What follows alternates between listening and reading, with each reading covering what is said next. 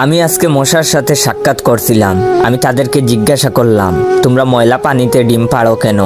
মশা বলল, কারণ ভালো পানিতে ডিম পারলে মানুষ সিদ্ধ করে খেয়ে নিতে পারে। আমি তাদেরকে জিজ্ঞাসা করলাম, মশার কোয়েলে তোমরা মরো না কেন?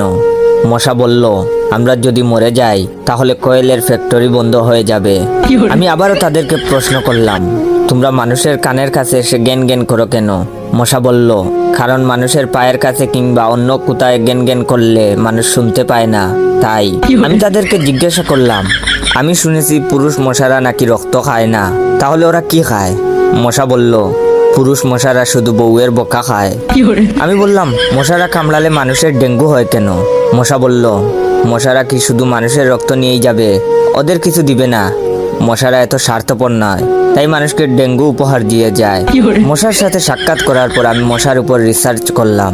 মশা অনেক ধরনের হয়, যেমন পড়তে বসলে যে মশায় কামড়ায় তারা হলো অশিক্ষিত মশা, খেতে বসলে যে মশা কামড়ায় তারা হলো ক্ষুধার্ত মশা, ঘুমানোর পর যে মশা কামড়ায় তারা হলো কাপুরুষ, জেগে থাকা অবস্থায় যে মশা কামড়ায় তারা সাহসী, মশারির মধ্যে যে মশা কামড়ায় তারা হলো অতিরিক্ত শেষরা, মাঝরাতে যে মশা কামড়ায় তারা হলো সিঙ্গেল, টয়লেটে যে মশা কামড়ায় তারা হলো নির্লজ্জ, দিনের বেলা যে মশা কামড়ায় তারা একটা ছোট লোক।